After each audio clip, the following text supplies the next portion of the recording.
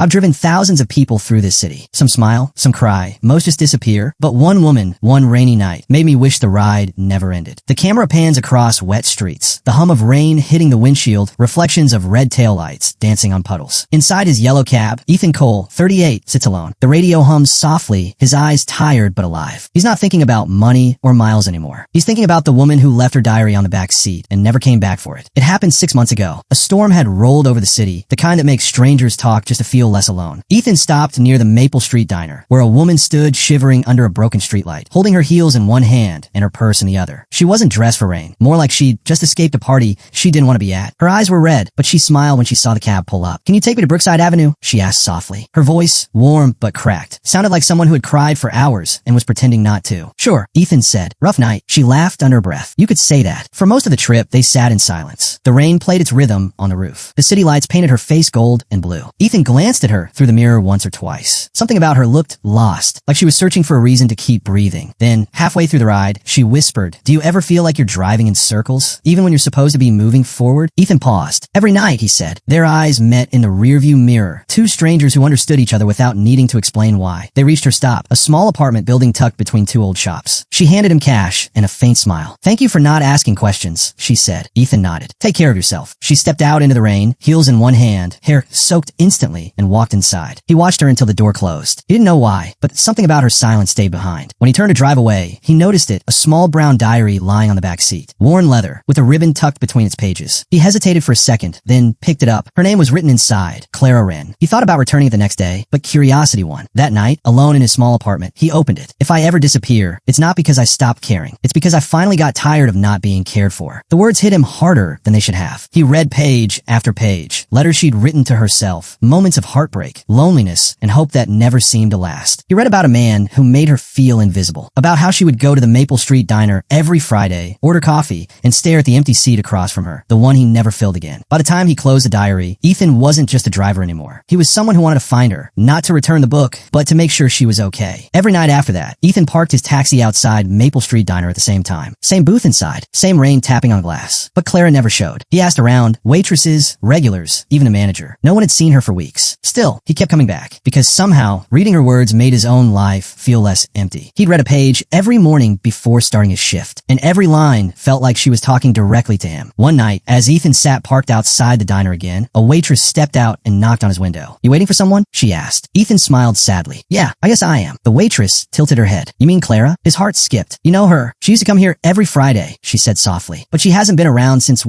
her accident." Ethan froze. "Accident." The waitress nodded. "Car crash on Brookside Avenue. Rainy night. 6 months ago." The sound of rain felt heavier than before. He drove to Brookside Avenue that night, stopping at the corner where she'd asked him to drop her off. There was a small flower stand nearby, and beneath it, a framed photo of Clara Wren, smiling, with a note, "Forever missed. Forever loved." He stood there for a long time, diary pressed to his chest, rain soaking through his jacket. When he returned his cab, he opened the diary one last time, and a folded note slipped out. It wasn't a diary page. It was written separately, like she'd meant for someone to find it. "To whoever finds this, thank you for giving me a ride that night. I didn't tell you, but it was the first time in months someone actually looked at me like I was real. If you're reading this, maybe I'm gone. But if you ever wait for someone who doesn't come back, know that love isn't about meeting again. It's about remembering that someone once made you feel seen." Since that night, Ethan still drives. He still picks up strangers, still listens to stories, heartbreaks, laughter, all the small pieces of people passing through his life. But every time it rains, he leaves the front seat empty, and her diary sits beside him. And sometimes, when the city is quiet and the lights blur into gold, he swears he can hear her voice from the back seat, soft, gentle, alive. "Keep driving. Ethan, someone needs you tonight." He smiles, eyes glistening, as the cab rolls forward through the rain, headlights cutting through the dark. And though she never came back, her memory rides with him every night. Some passengers pay the fare and go. Others stay in your heart forever.